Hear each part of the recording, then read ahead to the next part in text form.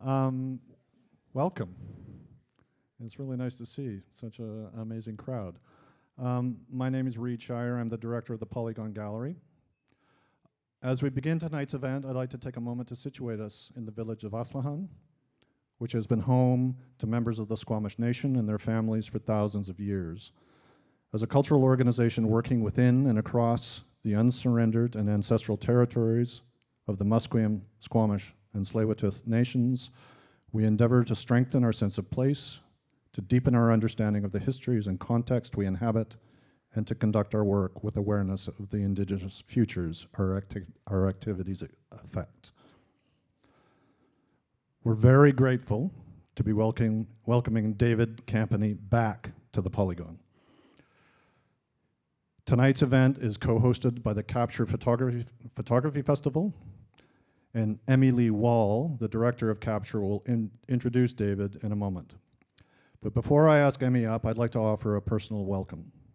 David Campany is one of today's most insightful curators and writers on photography, and in 2019, we were lucky to stage his exhibition, A Handful of Dust, as the fourth major show in this building. In 2015, David also contributed a tight, perceptive text to the publication For Eye to Eye, an exhibition curated by Helga Bakassar from the collection of Claudia Beck and Andrew Gruft.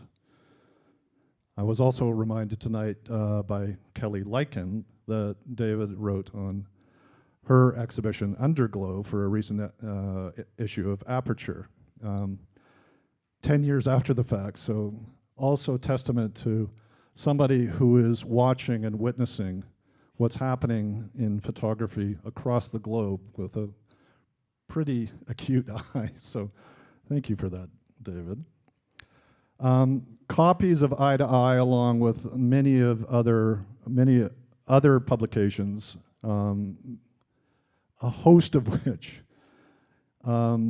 include his contributions, are available in our bookstore. Prolific does not begin to describe David. And I'm hopeful after tonight's talk, if you can grab him by the sleeve, you might get him to sign one or two of those. I also really want to express our thanks to Emmy and to Capture Festival for their collaboration and support, not just this year, but across the years that it has been in existence, and we've been partnering with them. For those of you who have been to any, and for many of you, some of the many exhibitions, talks, and events that Capture is staging this month, you'll have no doubt been welcomed by Emmy and her team with gracious and amazing generosity. Capture is a series of accomplishments. It's not just one thing that happens that we're really, really lucky to have in this city. And I'd like to express my appreciation for all the hard work that goes into making it a success and for the person at the helm who is steering it. So please join me in welcoming Emmy Lee Wall.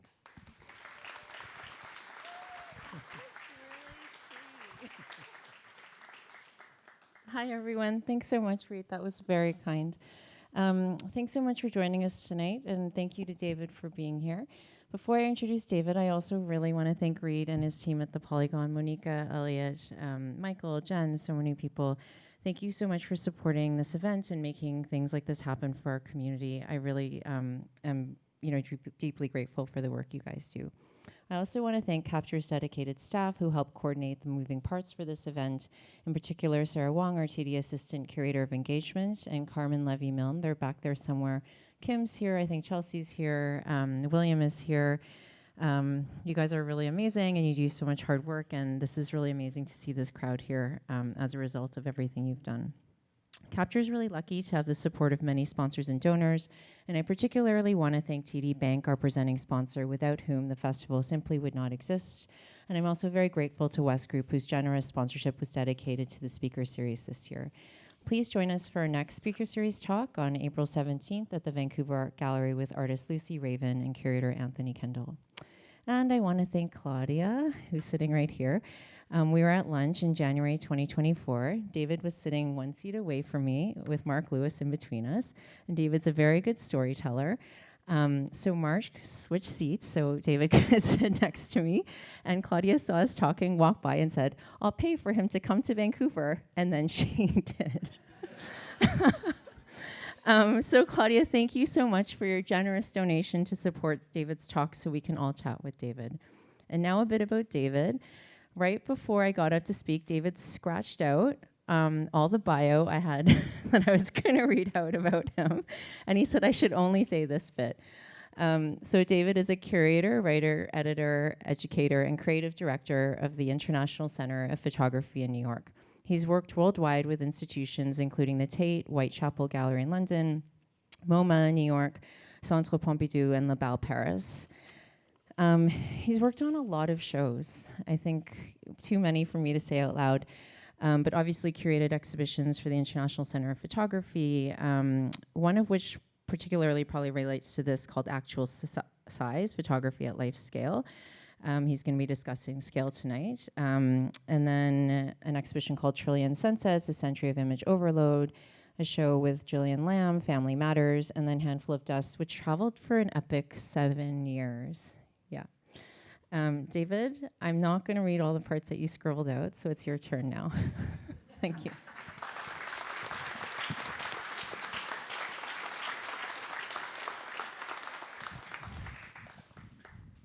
Thanks to Emmy and everyone at the Capture Festival, and thanks to Reed and everyone here at the Polygon. Can you hear me okay?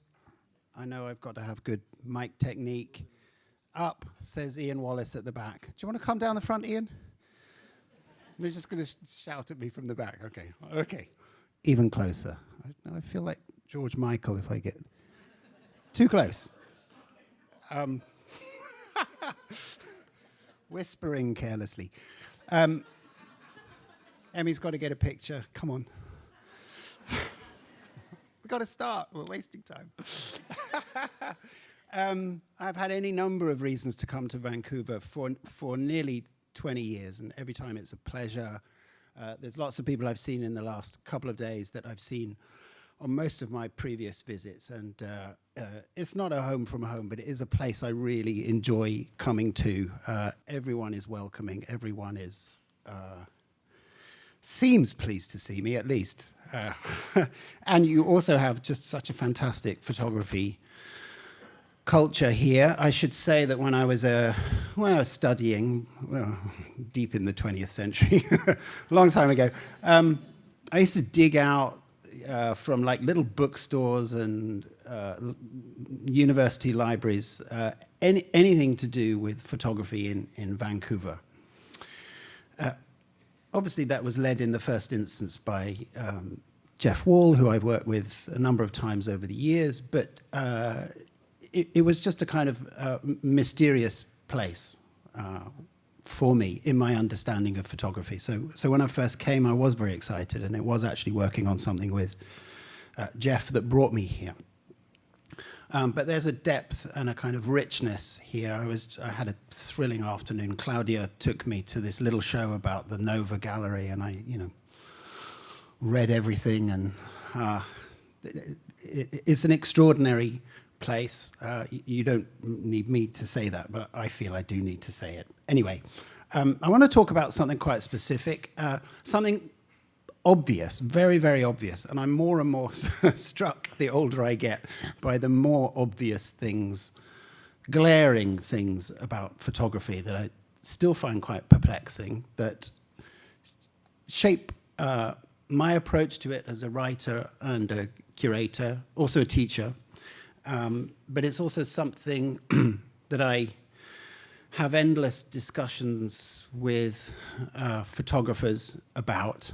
And more it's something I ask visitors to exhibitions about, and that is the scale and the materiality of photography, or whether it really has one even, and whether the having some kind of intrinsic scale or not is somehow a kind of condition of photography that we love and are troubled by. I want to start just with a little thought experiment. A painter doesn't paint their painting and then decide how big it will be and what materials it will be used. Sorry, dyslexic there. In photography, there is capture, negative, digital file, and there is output. and there are exceptions there. Photography's relation to scale and materiality is unfixed and not sovereign. Sounds like an old-fashioned word. Capture and output. Well, that was just a coincidence that it's the Capture Festival. Or maybe not. But I think as soon as you have something like capture and output, you have a different relation to scale and materiality. If we went right the way back, this is Niepce, the earliest known surviving photograph, straight onto the pewter plate, the image made in kind of bitumen of Judea, made over several hours. The image is just the size of that plate, which was put into a fairly primitive kind of camera obscura. If you'd had a different size camera obscura and you'd had a different size plate, you'd have got a different size image. But the image just is that size. Of course, what you're looking at is not it. It's a projected digital rendition of it from a photograph taken of it. But all of those levels kind of collapse when you're looking at a photographic image. Not so long afterwards, it's William Henry Fox Talbot who makes the innovation of a negative. And as soon as you've got a negative, you can, in principle, make multiple copies of the same thing. And you could, although Talbot wasn't doing it, put your negative in an enlarger and then start to play with scale as different from the negative that captured the image in the first place. So that's his publication with 24 tipped-in prints, combination of photos and writing in a format that everyone feels familiar with to this day. That was there pretty much at the beginnings of photography, picture on one page, text on another. The first commercially available publication. So he was using the principle of the negative to make many prints. But you could compare that with what is the first photographic book, although not commercially available, Anna Atkins's photographs of British algae, cyanotype impressions. No negative involved. The algae is put straight onto the paper, and you make your cyanotype print. In a way, they both look very contemporary. Once you take away the kind of Victorian frills, there's still something very, very modern about it, I think, that we've not quite escaped. Then something interesting begins to happen. Don't worry, I'm not going through the whole history of photography.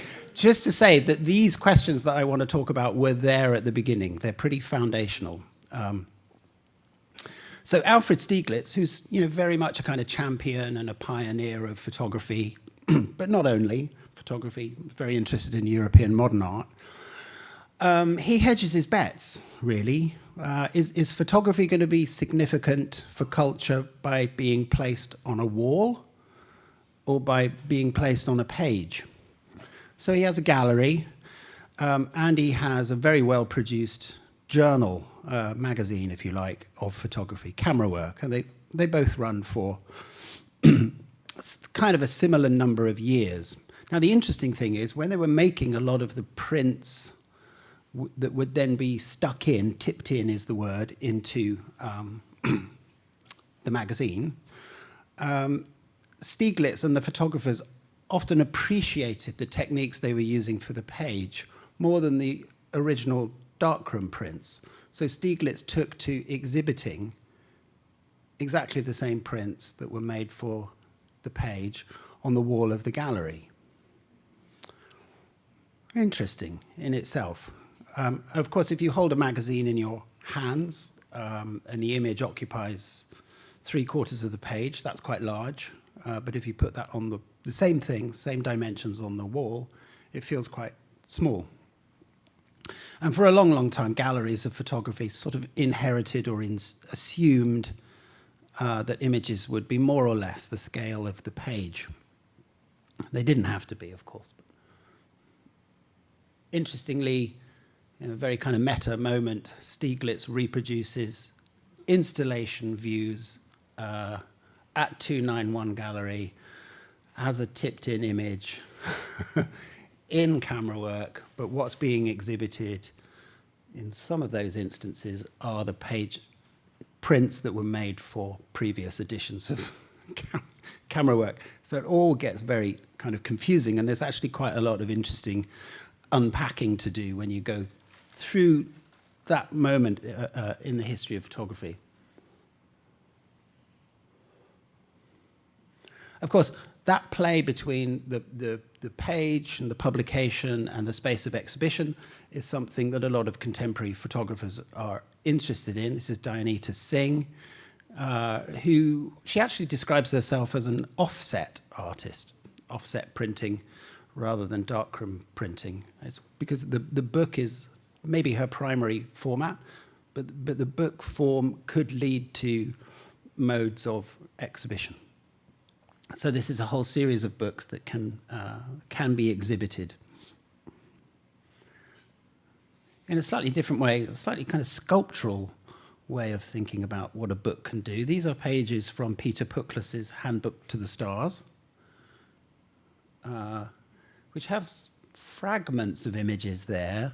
And if you've got, I think it's 30 or 31 copies of the book, you can make the installation version of it.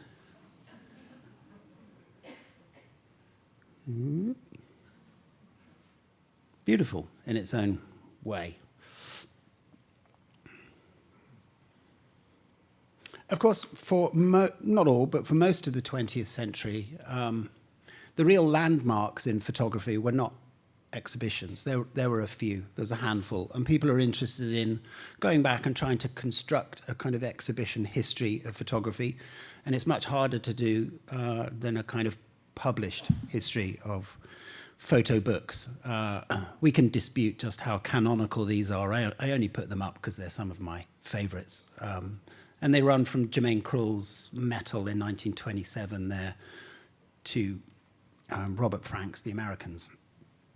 I remember once seeing an exhibition of Robert Frank's work in Paris at the Jeu de Paume, and it was packed, especially the room dedicated to The Americans. And there was a full set of prints on the wall, not much bigger than they were on the page, and people were standing like 5 deep, just trying to get a look at them. And I saw this young couple, maybe 21, 22 years old, and they gave up. They gave up trying to look at the prints, and they sat on a round kind of banquette in the middle of the space. And on a wire was a copy of The Americans, and I saw them sit down and just get engrossed in it. And in a way, that was the work that was made as a book. And it's nice to see prints on the wall, but the book is very well printed. And I remember thinking, well, for the cost of admission, 2 tickets to go see the show, they could have bought The Americans and just had that work of art for themselves. A lot of contemporary artists are having to think about maybe forming their work, first of all, as a book that they may or may not be lucky enough to publish. And often the forming of the book, the selecting of the work, and maybe the sequencing or the grouping of pictures is what gives the project its form and its identity. And then maybe exhibitions come afterwards. That's happening more for contemporary photographers than thinking about exhibition first. Maybe it's because you can control things a little bit more. A book is a book is a book. An exhibition has to be adaptable to different venues. Also, I think the appeal of books is that, in principle, they're supposed to last forever, or they're at least supposed to outlast us. That's probably the only reason for publishing, although people want their book to have an immediate impact. The history of photography books is a history of books finding their own moment, and it might not be their contemporary moment.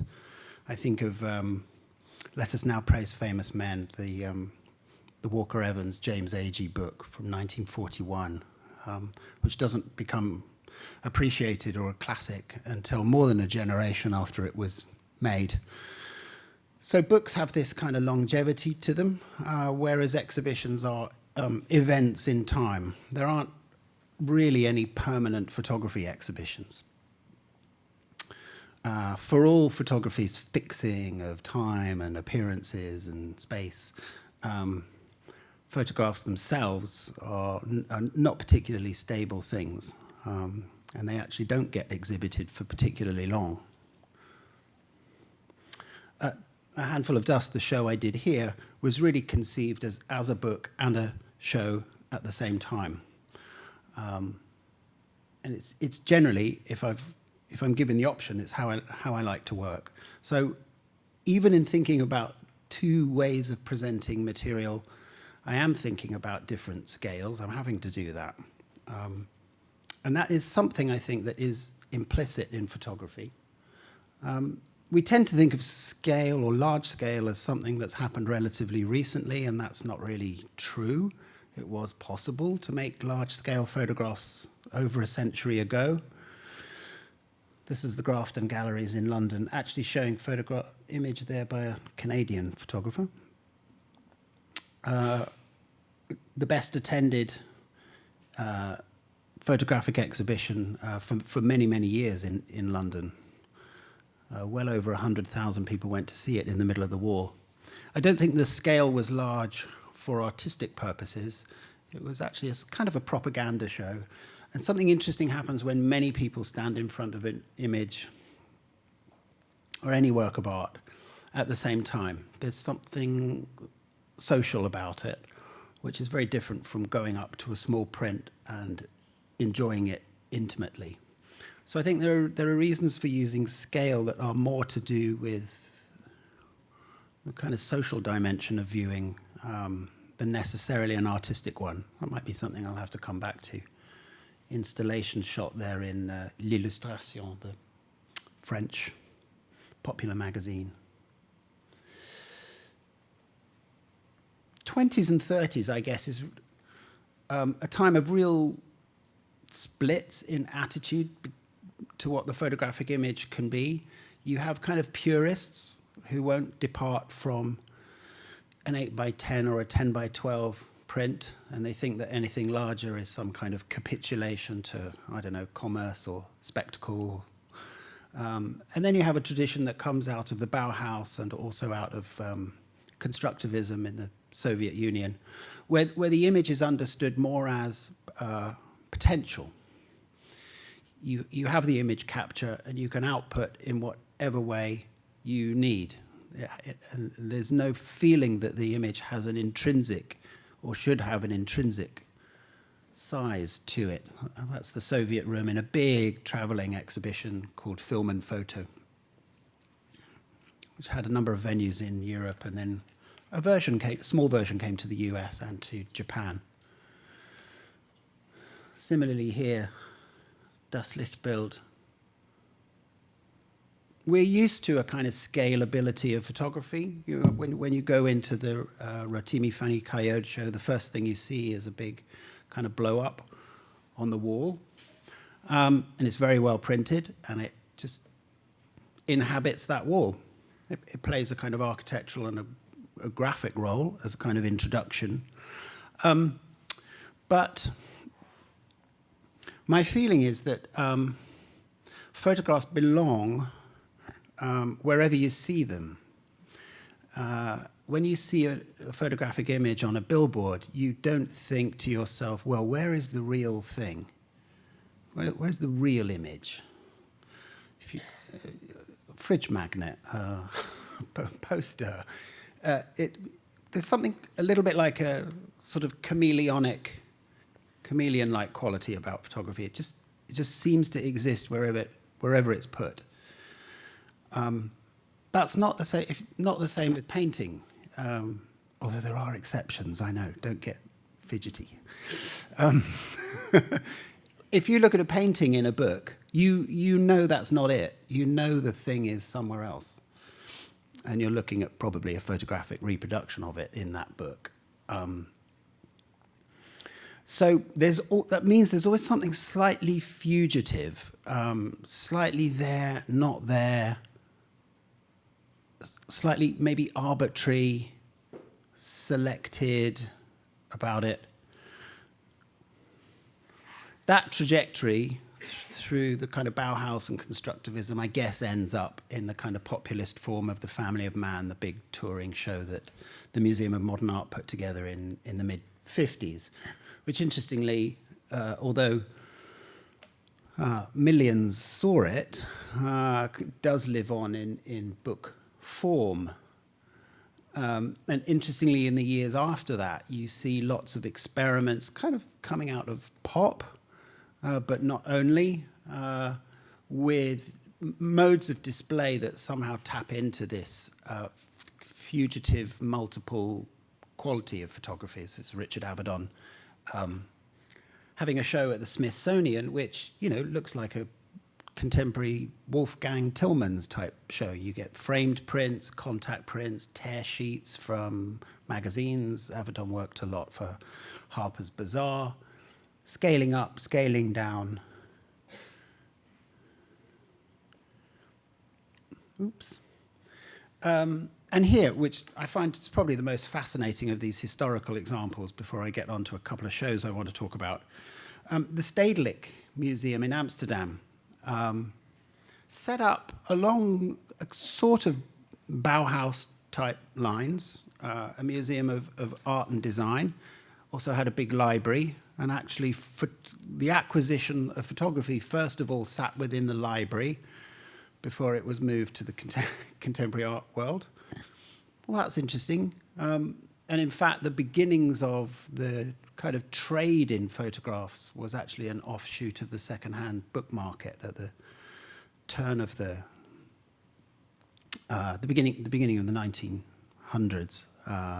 Old books with good photographic prints from the 19th century were being ripped up and sold as individual prints. So there was always this back and forward between photography, book, exhibition, collection. But what did they do at the Stedelijk? When they wanted a photograph by a living photographer, they requested it at a size, let's say that's 16 by 20 inches or smaller. And the print would arrive, and it would be dry mounted to a sheet of aluminum, and it would be put in these bespoke filing cabinets. And if they ever needed that image for an exhibition, they would take it out, photograph it, and print it whatever size they needed. Interesting. And that went on for a long, long time. And it was because the Stedelijk had this idea that the image was pure image potential. It had no sovereign scale. I can see every artist itching in the room. Okay, well, they did stop doing that. And photographers got to say what size their work would be, and if it was going to be acquired, it would be acquired at that size. But it's a really interesting example, and it's not that long ago that they were doing that. Okay. How does that work in the making of exhibitions today? All of those unfixed kind of ideas about scale and materiality. Well, I don't conclude anything about these issues. I don't stand anywhere on them particularly, but I just want to show you two shows that I curated that take very, very different approaches to this. They're both at the ICP where I work in New York. One of them was made during the pandemic. I moved to New York to join ICP on March 8th, 2020. And on March 13th, the city closed. Bam, I just walked straight into it. I packed up my London life, and tough, very tough time. A lot of museums closed their doors, mothballed themselves, sat at home on Zoom or whatever you did. And then 8 months later, pretty much reopened with whatever they had on when they closed. I didn't really think ICP should be doing this. And anyway, I just packed up my life. I needed to be getting on with something new in New York. And we ended up making a show while we were closed. And it has a hashtag because we launched a hashtag. We asked people through our social media channels to upload images of whatever was going on in their lives, the beginnings of lockdown, isolation, homeschooling, remote working, masks, deaths, all of that. And that's the timeline. So COVID pretty much arrives then in New York. We closed. We launched the hashtag March 20th. And then by mid-April, there was something like 10,000 confirmed cases. Well, the numbers seem quaint now, but it was dystopian at the time. COVID-19 cases just in the city of New York. And eventually, there were more than 80,000 pictures. And not many of us were actually going into the building at ICP, but staff were looking at these hashtagged images and were choosing examples. And we were kind of sharing them with each other. Wow, look what's going on in this part of the world, or look how people are making images in their own homes. I took down the show that had been up, and I was going into ICP. I was living not far away. I think this is a video. Yeah, this is me about to enter. Just pondering, what are we going to do? Here. Can you make an image when the galleries are closed? Can you make an image of, can you make an exhibition, sorry, when the galleries are closed? Can you make an exhibition of images that were maybe made first for social media? What would that mean in a space? And a group of 10 staff from different departments were selecting images, and then we were reaching out to the photographers for permission. Do you want to be in a show? Can we reproduce your image? Can we archive it? Can we use it for publicity or maybe a publication? Nobody said no to anything at all. And we started, the images started, photographers would send us their files from all over the world. This is just a day of making test prints in the gallery.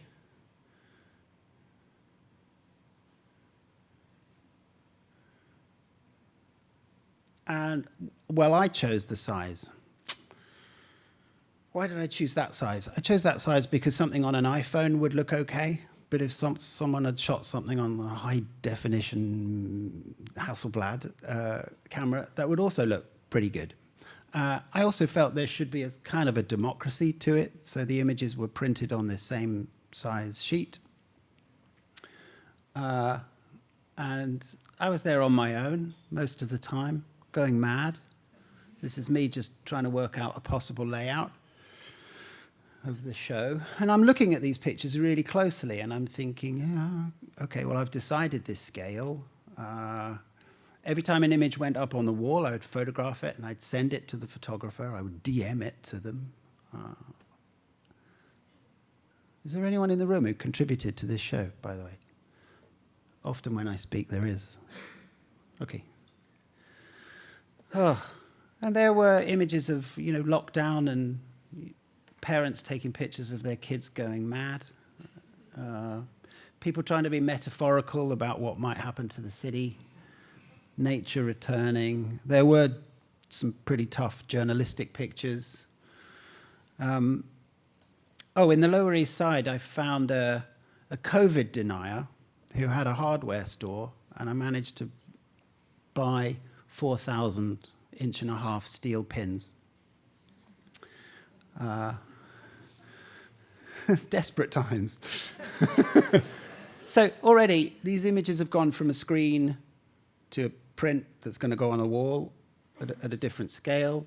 We're not open at this point. These images are going up in May, June. I always love this one, actually. It's somebody trying to be, again, maybe metaphorical about what COVID is.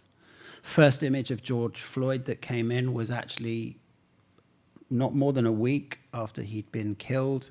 Someone photographed somebody putting up a mural in Kenya.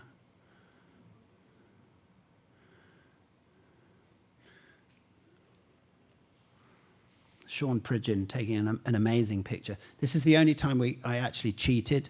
I saw this picture on Instagram, and he hadn't hashtagged it. And I just thought, oh, that's an extraordinary picture. We need that. So I messaged him and I told him about the project. I said, look, if you hashtag it, I can then choose it. It's the only time I played God in the project. Just on that wall, there are images from 17 different countries. ICP has an extraordinary following all over the world. I mean, it's got international in its name, but it has that kind of following. And we eventually opened on October 1st, 2020. And I sensibly left some spaces for chronological markers. So when you came into the show, the images went from March, April, May, June, July, August, September, October 1st.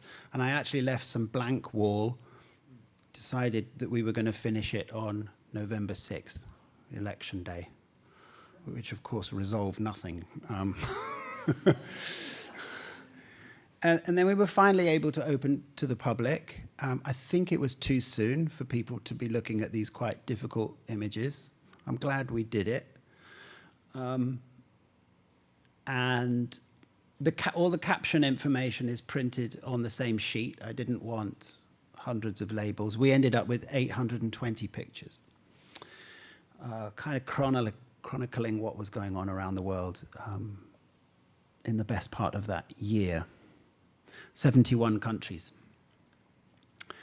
We made a website which looked a little bit like the source, which was Instagram. Sorry, it's a little low res there. So it had a chronological flow to it. You could kind of scroll down. But then we also thought it would be interesting if you could sort them another way by country. I can't remember which country I chose here.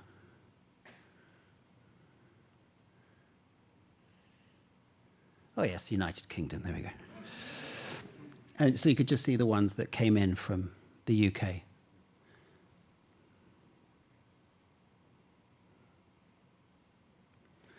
And then a little while afterwards, we made a book. You remember I said exhibitions are kind of events in time? I knew that lots of people couldn't get to see this show, and certainly the photographers, most of the photographers around the world couldn't get to see it. And it seemed important that we marked it with something permanent. So we made a book. Interestingly, the publisher, quite understandably, said, David, can you choose the one iconic image for the cover? Which seemed totally against the sort of democratic principles of the book. So I had to kind of stand firm and refuse to have even an image on the cover. So this kind of grey purple is a kind of what they call a belly band, wraps around the book. And then the hardcover that you're seeing behind actually has the name of every photographer who's in the show. So everyone got their name on the cover. Seemed like a nice gesture. Even though it might not be the most beautiful cover.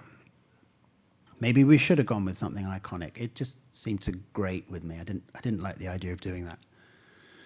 So that's a project that lived quite legitimately on screens, on walls, and on pages. And there's nothing exceptional about that. That is the currency of photography. Different contexts, different platforms, as they now get called, different scales. None of that's really a problem or questionable. That might be a particularly elastic version of that potential of photography, but it also seems quite normal that you could do that. But that's not the only way to relate to photography at all, and relate to its conception of its own scale or material. So shortly after that exhibition, and to be honest, that previous show, ICP Concerned, yes, it was a response to what was going on in the world. Privately, I was interested in exploring these questions. I wanted to see how a project could be on social media screens and walls and pages. I wanted to, I don't apologize for it. I wanted to know what that felt like as as a curator seeing a project through, as someone installing it, as someone documenting it, as someone seeing it on to the next stage. From my own experience, I wanted to be with images doing those very, very different things. But I'm fully aware that that's not the only way to relate to it. So the flip side of that is a show I did not long after called Actual Size, Photography at Life Scale. And in this exhibition, I was not choosing the scale. I was showing works, very different kinds of works, that were conceived at a particular scale. Well, I'm fudging the issue by calling it actual size photography at life scale, because there's a slight difference between actual size and life scale, which I'll come to in a minute. So some nice sort of graphics inspired by, books, children's books and things where things are reproduced on the page actual size. Well, our galleries at ICP are big enough to take a Greyhound bus. Not many spaces in New York are. This is by Mason Williams, who's a friend of Ed Ruscha. He was also a musician. In fact, Mason Williams recorded the most played piece of instrumental music on American radio, a piece called Classical Gas. Yeah, that's him.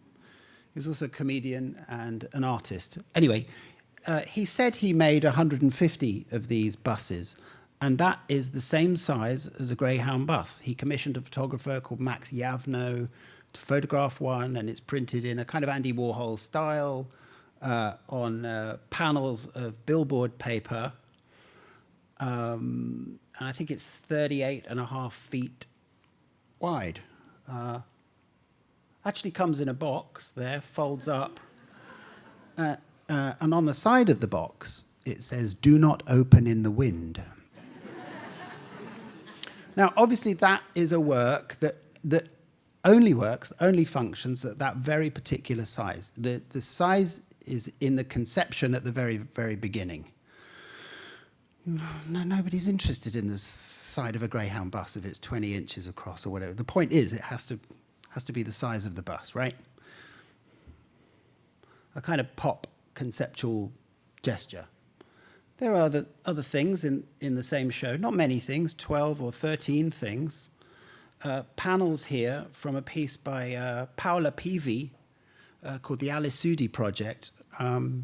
She photographed a Mediterranean volcanic island, shaped like Stromboli, a sort of triangular shape, on 8x10. And if you were to show the whole island, I think it's 1,033 of these scrolls. The island's about a mile wide. So Paola Pivi's only ever managed to show, she's only ever managed to show 3 or 4 of the scrolls at the same time. But our galleries are big enough that you can stand far enough back. I've got an install shot a bit later on, where you can just about work out the kind of rock surface there. We have a wall that is 38 feet square, double height, and I'm always trying to find interesting ways to use it. Piece by Jeff Wall. Jeff talks a lot about life scale, the scale at which the image is printed so that things appear at the size they would if you were standing where the camera was. Now, strictly speaking, an actual size image could only be of something flat. As soon as you've got receding space, you have to say, well, what is the thing that's actual size? The thing that's near or far? I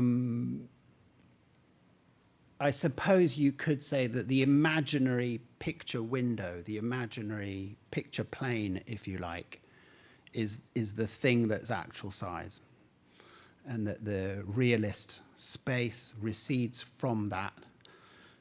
So that woman in the picture might, let's say in real life, she's 5'3". She doesn't occupy 5'3" of the image itself. It's maybe about 3 feet, something like that, because she's back from the picture plane, right? It's complicated, and there's a kind of geometry and a maths to it, and it's never totally precise, if you're feeling nerdy about that. Piece here called Kissing, another scroll piece that comes out onto the floor by Ace Lehner. A kind of very non-specific couple seem to be embracing in a tree. And it's hung on the wall so that a kind of out of focus foreground drapes onto the floor of the gallery. Piece by Tanya Marcuse from her series Woven. Doesn't look great on the screen there. A very, very high definition picture of a kind of forest floor that's been arranged like a still life. I was keeping an eye on Tanya making works like this. I'd seen them reproduced in various places, hadn't seen them in exhibition. And I wrote to her and I said, I'd like to show one of your actual size works from this series. She said, great. Which one? And I said, have you got one that's around 15'6" wide? She said, I have actually. Why do you want that one? And I said, well, that's the diagonal size of our elevator.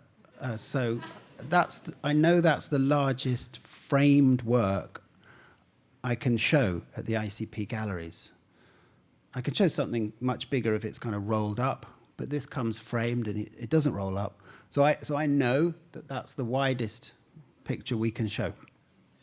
That's not a good curatorial decision, but it's my decision. It did happen to sit quite nicely on an 18'6" wall. Incredible detail in it.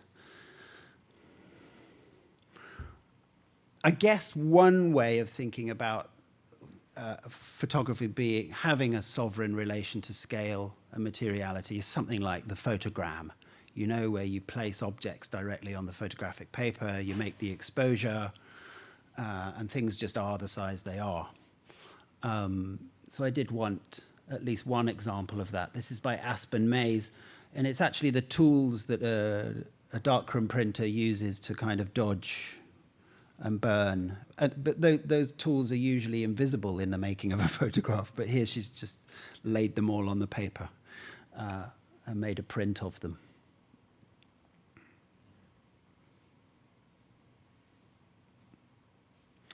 Interestingly, and I'll have to talk a little bit about the origin of this crazy idea. Interestingly, if you look at the history of magazines, particularly 20th century magazines, actual size is used a lot on the advertising pages, particularly for objects that could fit in the hands or be used by the hands. And it's a way of making a kind of virtual connection with the object somehow. So cameras, radios, handguns, chainsaws. It's kind of definition of America there, really, but all actual size. These are things I had noticed over the years, and I'd been, tearing them out and keeping them. There was a piece in Esquire magazine, 1974, with the fists of George Foreman and Muhammad Ali around the time of the Rumble in the Jungle, I think it was called, the famous fight. And a version of this appeared in one of the British weekend magazines. Might have been the Sunday Times, I don't know. But this is how it was in Esquire. But when it was in the British press, I remember being 7 years old and like holding my timid little fist against it. That's the earliest and strongest memory I have of a photographic image, and it's interesting that it was a life-scale picture.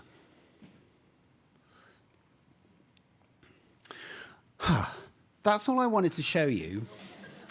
I don't know how we're doing for time, but I know certain questions might come up, so I've got some secret further slides to show you if those questions come up. Now, those are two, you could say those are quite extreme exhibitions. And each show had a kind of text and a subtext. I've already told you what the text was for that first show, that it was what was going on in the world.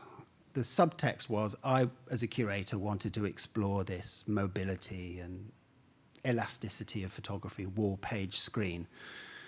The second show, in a way, I didn't curate it. Over the years, I had just noticed and made a kind of mental note of things I had seen at actual size. And there was suddenly a point where I trust the unconscious enough, and there was suddenly a moment where it came to the fore. So it wasn't like I had a kind of shopping basket and I went around looking for actual size things to put in it.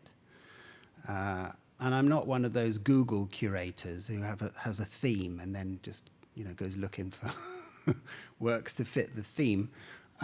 It all came together quite naturally. But I had never seen a show like that. And I can say that I had a hunch that even though the images were completely different, like a forest floor, boxers, fists, an island, a Greyhound bus, I had a hunch that if all of those actual size images were in the same space together, something quite interesting would happen for the viewer in that space. Now, you're going to have to kind of close your eyes and use your imagination here a bit, because I've only shown you installation shots, and I don't want you going away thinking you now know that show. I don't mind you going away thinking you know the ICP Concerns show. That's fine.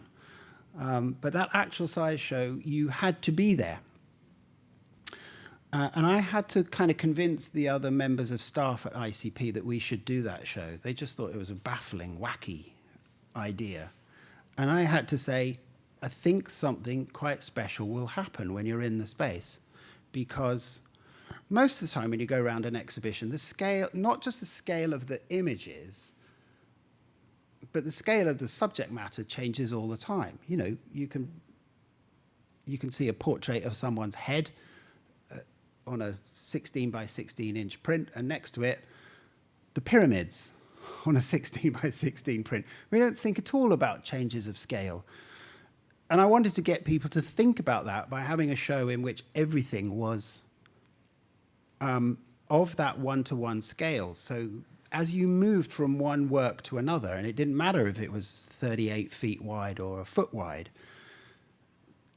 they were all of a piece together. They were the same scale as each other. They were the same scale as their subject matter. They had a one-to-one relation to the architecture and to the body of the viewer. And that doesn't happen most of the time in photography. And I wanted to know what it was like to make a show where that did happen. Now, that might sound quite private and quite selfish. And I don't mind that in a way, because I know there's not been another show like that, whether it's good or bad. But that seemed like a really obvious thing about photography to want to explore, right? There was also something else going on in that show, which is a little trickier to talk about. A lot of the world of contemporary art, for good reasons, are bound at the moment, is bound up with questions of identity, community identity, racial identity, sexual identity, and so forth.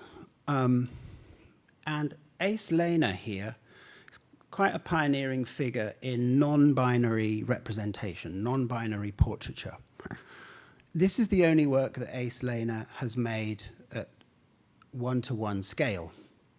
And I wrote to Ace Lehner and said, I really want to show this piece kissing, but it's going to be in a show where everything is at one-to-one scale. Are you okay with that? And Ace said, okay with it. I only ever get put in shows called New Directions in Non-Binary Portraiture. And who doesn't want to hang on the wall next to Jeff Wall and Paola Peavy? Yeah, I'm in. I'm in. Well, that's an interesting thing, isn't it? Because whatever the purported subject matter of a show is, there's always other things that you're thinking about or being encouraged to think about. I could put on an exhibition called New Directions in Non-Binary Portraiture. I could do that, and I could try and do a really good one. And maybe I would be over-prescribing how people should be approaching it by gathering the work together in that way. I kind of like the idea that somebody might be having unformed thoughts as they go around. Oh, those people in the tree, what's going on there? There was a subtext within the show, works I've not shown, around feminist issues, around race and the civil rights, all within a show that appeared on the surface to be about actual size. So there was a kind of smuggling of other ideas going on in that show, which I didn't even put on the text on the wall, because if I put it on the text on the wall, it's no longer a subtext, is it? It's just the text. So again, that seems something important to try out. And I don't speak about that very much, because I've now turned it into the text when it was the subtext. But I think these ways of thinking about exhibition making are important at this moment, so we don't get locked into particular ways of thinking about what a show should be and what the expectations are. And I also think it's kind of just worth trying. We live in really strange times, and although photography is everywhere, I don't think we understand it. Certainly don't understand it, and I've been trying to think seriously about it for 40 years. There's something very, very elusive about it. When I got into it, I thought I was going to be in and out of it in my teenage years, like stamp collecting or train spotting. And now, all these years later, I'm still figuring it out. Anyway,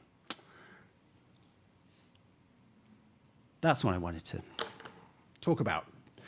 We do have time for questions, if you've got anything on your mind, and there's a roving mic to pick you up for posterity.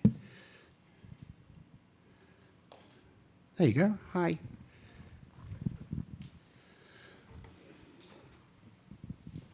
I can't stop thinking about the box that the Greyhound bus came in. And if you did you disrupt the intention, the conceptual intention? Because who has a wall that big for that Greyhound bus? And was that meant to exist more in a box than on a wall? What, as an that it was actual just size? a totally impractical, wacky idea? Yeah. Like, I just wonder, like, you know, if you had any idea what the intention was. Mason Williams was a musician, and he played a lot of concerts. And he used to take one with him as a backdrop.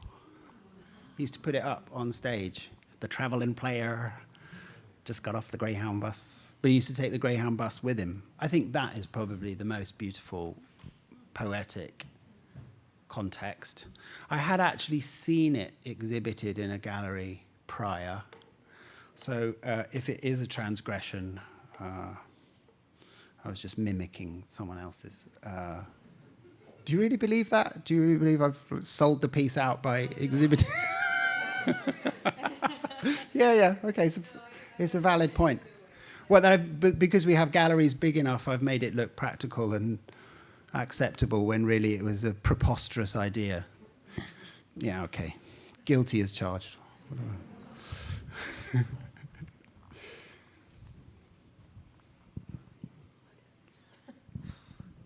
So you're talking about scale, but you're also talking about one-to-one. And so surely I understand the one-to-one.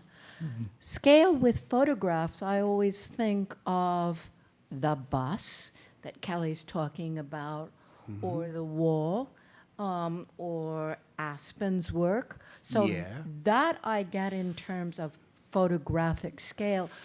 But have you switched the idea of scale by playing with the idea of one-to-one? Because those wonderful photographs, the photographs in the magazines, Yes. that's really interesting in terms of one-to-one.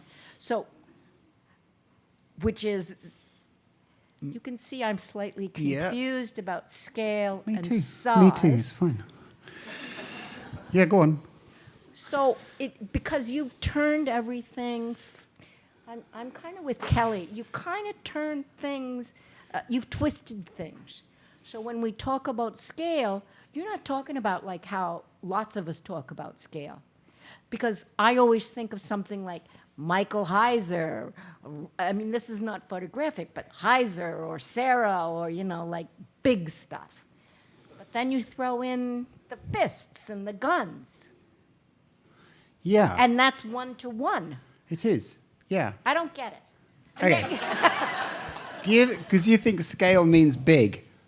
Thank you. Okay. Yeah, I messed that one up. It doesn't, Claudia. I think one of the things that you didn't really talk about, but Yeah. is implicit in all of the work, is the idea of the body in relation to the photographs as objects. The body as an object, Yeah. the photo as Yeah. an object, and what something that's large on the wall Yeah. does to the body in the gallery, and it, in fact, returns the body to the viewer to No, be able to yeah. have the actual space acknowledged along with the pictorial space. Yeah. I did try to mention that at the end, but to your broader point, I think the photography experienced in this elastic, non-sovereign way, I have to use the proper phrase, but it's quite long, it decorporealizes us. Yeah. And if you want to return the body, there's certain things you have to try Well, that's what to it do. felt like to me. But I don't. Large scale can do that, but so can very small scale. It's to do with expectation a lot of the time, whether you feel your own body. And yeah, I wanted to make an unexpected show, and part of being caught out by something, it is a returning of us to our own body, I think. I've managed to phrase that quite well. I've never been asked that before, but it's in that way. That's a good one. At the back there. I have a question. Oh, you've got Sorry, one. I have a Sorry, question. sorry. I was curious, similar to, I guess, to the body question in Yeah. a sense, but what was the emotional response of the viewers going through the gallery? Because you're in relation to the photograph, you're Yeah. in it as Yeah, well. you are. But you're going from medium to, it's a different experience. So that in itself could be an emotional response from going Yeah. from one visual, I guess, to another. So Yeah. how was it? I agree, but for you to even phrase that needs a certain kind of projective empathy, because you're not in that gallery, but what you're grasping there is the hunch I had at the beginning. Like this is worth exploring. This will give a bodily experience of the image, of the architecture, of the space. There will be a kind of synergy between all of those things, which you generally don't get in the experience of photography. It doesn't do that. Yeah, I think you're right. But do bear in mind you've not seen it. On the question of not seeing it, because it's come up a couple of times. I'll tell you a funny story about all of this. And in a way, this work is the kind of the absent cause of the actual size idea. Piece by Victor Bergin from 1967, 69, called Photopath. It has an instruction card in pure conceptual manner. Anyone could make it in principle, so it's just the idea. A path along the floor of proportions 1 to 21 units photographed. Photographs printed to actual size of objects and prints attached to the floor so that images are perfectly congruent with their objects. Well, I saw this when I was a student, and by the time I wrote my first book, called Art and Photography, I wanted to include this. So I wrote to Victor Bergin, and I said, I want to include PhotoPath. This is the image. Can I ask you a few questions about it? He said, sure. I said, well, first of all, is it black and white or color? And he said, well, the image, you can see that it's black and white. I said, no. The installation shot is black and white. Your instruction card doesn't tell me whether it's the photos on the floor are black and white or color. And he said, oh, I should have photographed it in color to show that the path was black and white. So I said, whoa, wait a minute. It looks very illusionistic in a black and white installation shot. But in reality, you're saying it's black and white on a brown floor. And he said, yeah, I wasn't interested in photography as illusion. I was interested in photography as representation.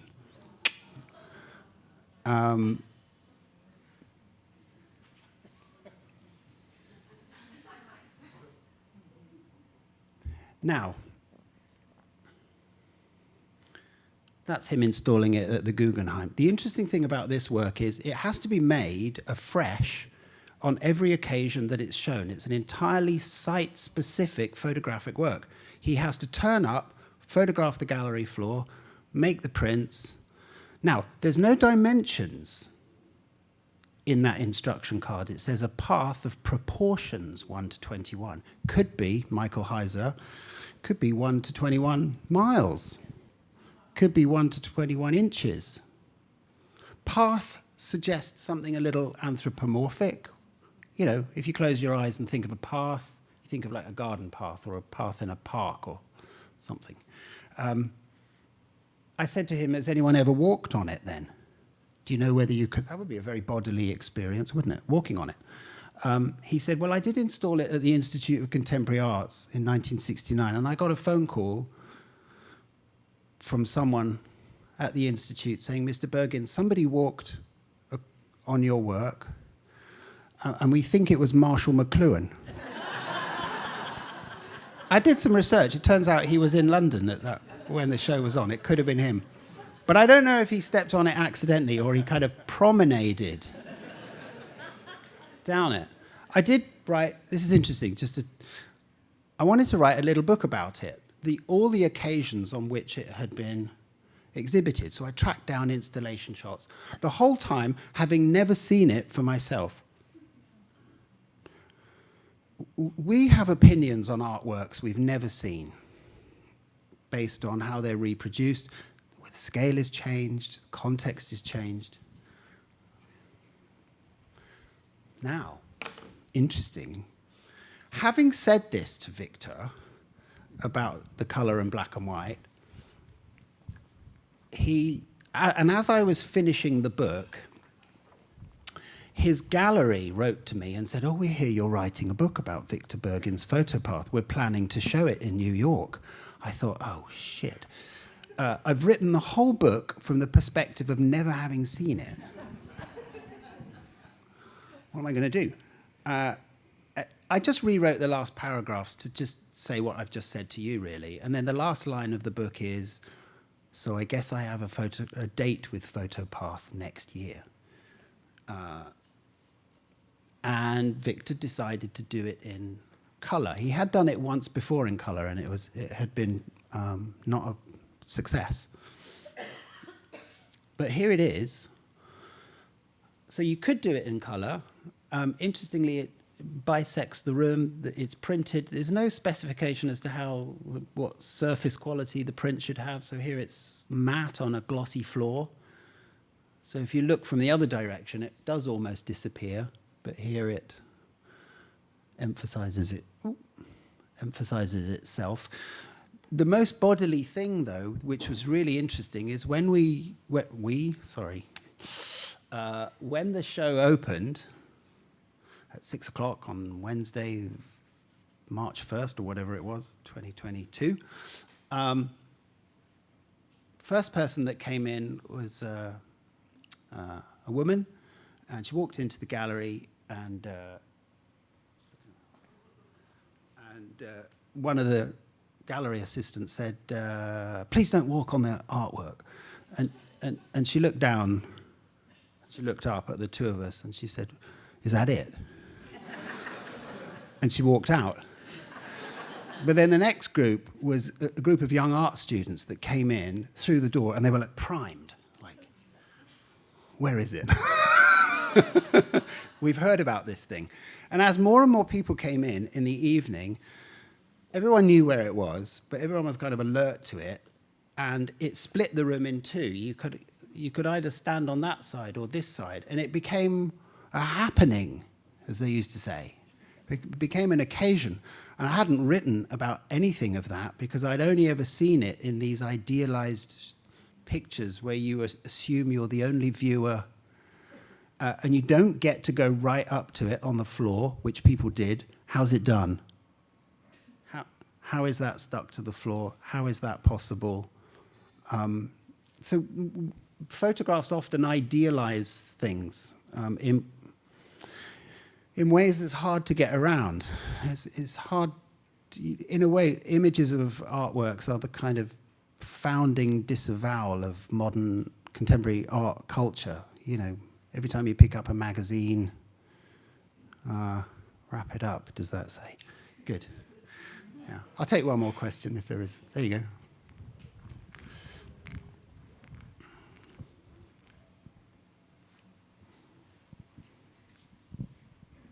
Hi. So you talked a lot about the social dimension of viewing an artwork, and that was sort of, or the photograph, and that was very apparent in all the comments you were making just now.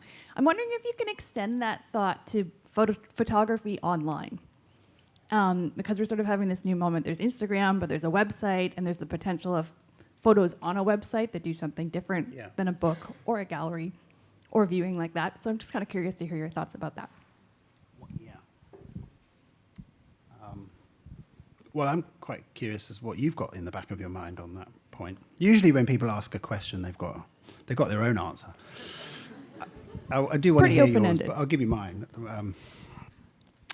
Well, you could say that the internet image is the ultimate of the dematerialized image, has no intrinsic scale, place, so forth.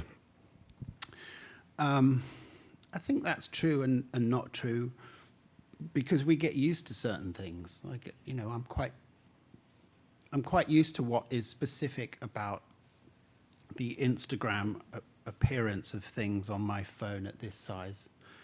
I know I can also view Instagram on my big screen. I can do that, but it feels kind of slightly secondary if I look at it that way. Interestingly, Victor Bergin has a very good website for a project that he made called Afterlife. And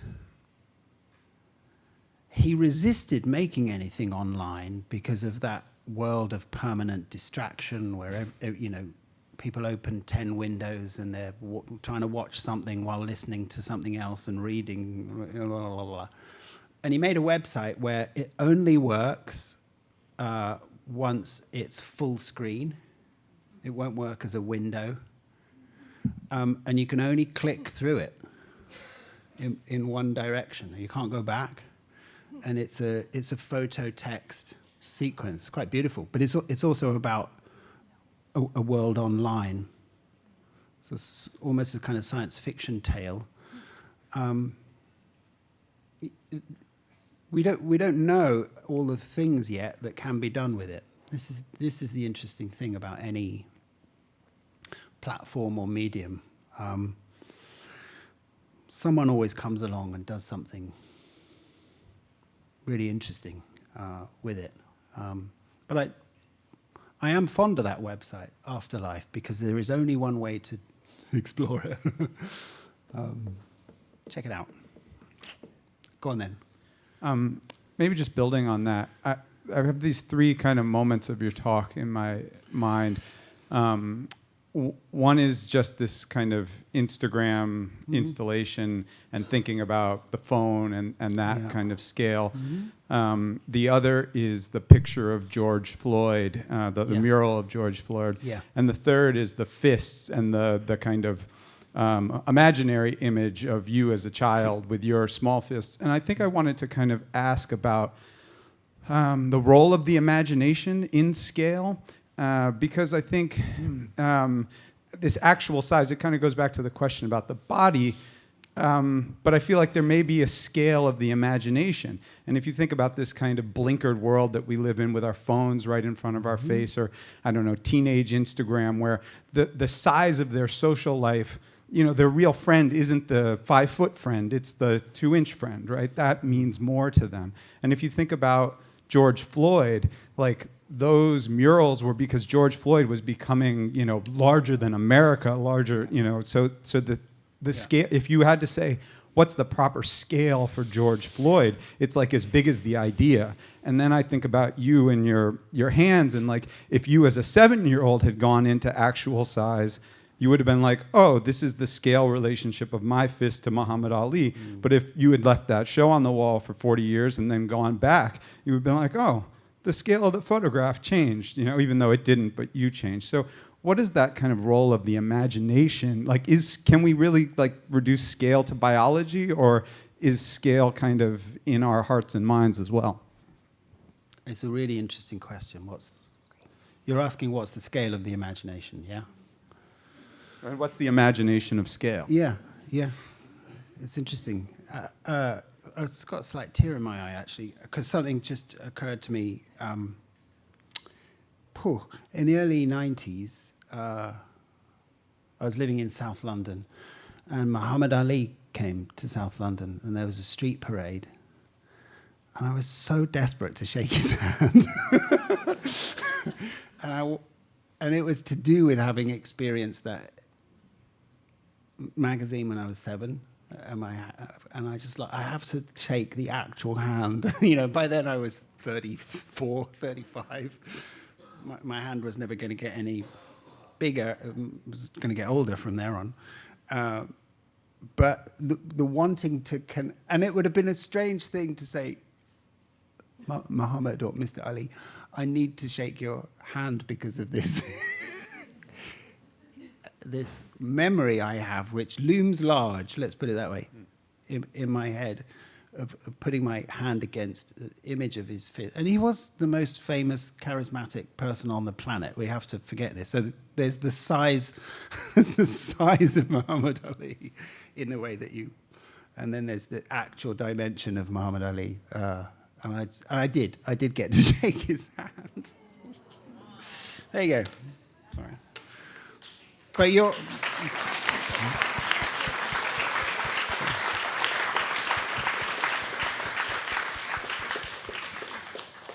shall we leave it there? We could go on. I'd really like to thank you very, very much for coming. I know there are a million other things to do in Vancouver. Glad you're here. Thank you.